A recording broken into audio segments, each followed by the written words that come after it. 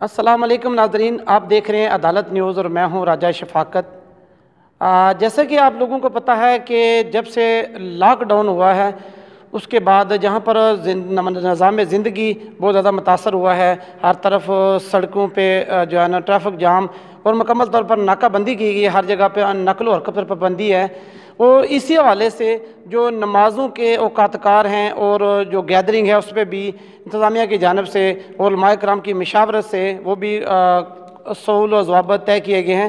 اس وقت میں موجود ہوں جامع مسجد اوقاف ضلع کچہری میرپور میں۔ حافظ نثار صاحب ہمارے ساتھ موجود ہیں جو خطیب ہیں جامع مسجد کے۔ ان سے بات کرتے ہیں کہ جو لوگوں میں کنفیوژن پائی جاتی ہے اس حوالے سے تھوڑا سا وہ کلیئر ہو جائیں لوگ۔ السلام علیکم صاحب۔ وعلیکم السلام ورحمۃ اللہ وبرکاتہ۔ حضرت صاحب، جو نمازوں کے حوالے سے جیسے کہ آج بھی نماز جمعہ کی ادائیگی ہوئی ہے کہ ضلع کچہری کی مسجد میں، دیکھا گیا ہے کہ سوشل ڈسٹنس کا بھی خیال رکھا گیا ہے، تو تھوڑا سا بریف کریں گے ہمارے جو دیکھنے سننے والے ناظرین ہیں، بہت سارے لوگ جو گھروں میں بیٹھ کے نمازیں ادا کر رہے ہیں، کچھ لوگ کنفیوژ میں ہیں، تو اس حوالے سے تھوڑا سا بریف کریں گے کہ کیا کرنا چاہیے لوگوں کو۔ میں سب سے پہلے آپ کا شکریہ ادا کرتا ہوں کہ آپ نے اس اہم موضوع پر مجھے بات کرنے کی آپ نے یہاں پہ اجازت دی ہے۔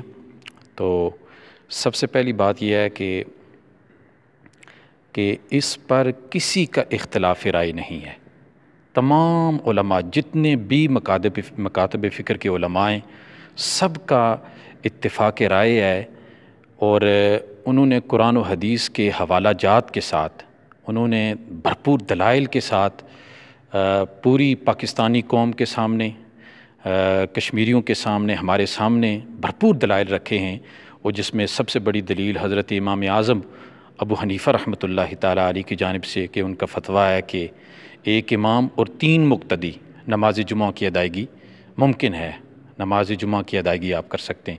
اسی طرح پھر امام محمد رحمۃ اللہ تعالیٰ علیہ جو امام اعظم ابو حنیفہ کے شاگرد ہیں، چھوٹے شاگرد ہیں، تو ان کی طرف سے کہ ایک امام اور 2 مقتدی۔ آج بھی ہماری اس مسجد کے اندر بہت گیدرنگ تھی، لیکن بہت اچھی بات ہے کہ احتیاطی تدابیر بھی موجود تھی۔ میں نے آج بھی لوگوں کے سامنے احتیاطی تدابیر کے بارے میں یہ عرض کی کہ لوگ اپنے گھروں میں نماز ادا کریں۔ نماز جمعہ کی ادائیگی اگر وہ قریب ترین اگر کوئی مسجد ہے، جس طرح کہ دیہات میں ہے، قریب ترین اگر چند لوگ نماز ادا کر لیں تو بہت اچھی بات ہے، ورنہ اپنے گھروں میں نماز ادا کریں، نماز ظہر کی ادائیگی کریں۔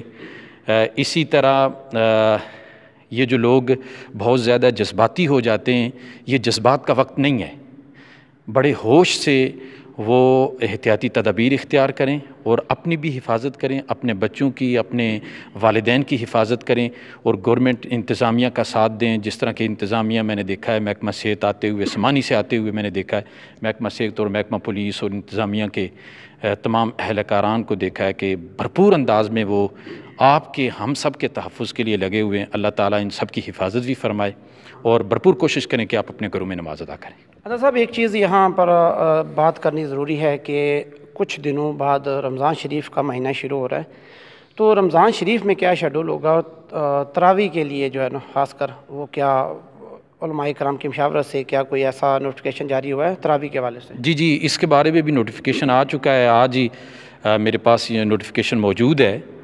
تو اس میں بھی نماز تراویح کے بارے، اگر نماز جمعہ کے بارے میں اس قدر احتیاطی تدبیر اختیار کی گئی ہے کہ گھروں میں آپ نماز ظہر ادا کر سکتے ہیں، گھروں میں جماعت کر سکتے ہیں، اپنے بچوں کے ساتھ، اپنی فیملی کے ساتھ آئسولیشن یعنی خلوت نشینی اختیار کرنی ہے، تو نماز تراویح تو سنت مؤکدہ ہے، بدرجہ اولیٰ ہمیں جو ہے نا اپنے گھروں میں ادا کرنا پڑے گی اگر ہم اپنی حفاظت چاہتے ہیں۔ بہت شکریہ جی۔ ہمارے ساتھ موجود تھے حافظ نثار احمد صاحب، یہ خطیب ہیں جامع مسجد ضلع کچہری۔ تو بڑی خوبصورت باتیں ہوئی ان سے، انہوں نے یہ بتایا ہے کہ احتیاطی تدابیر کے طور پر نماز جمعہ کی ادائیگی میں جو جیسا کہ آج ضلع کچہری کی مسجد میں بھی نماز جمعہ کی ادائیگی کی، اور اس میں نمازی حضرات جو ہے نا وقفے پہ کھڑے تھے، سوشل ڈسٹنس کا خیال رکھا گیا۔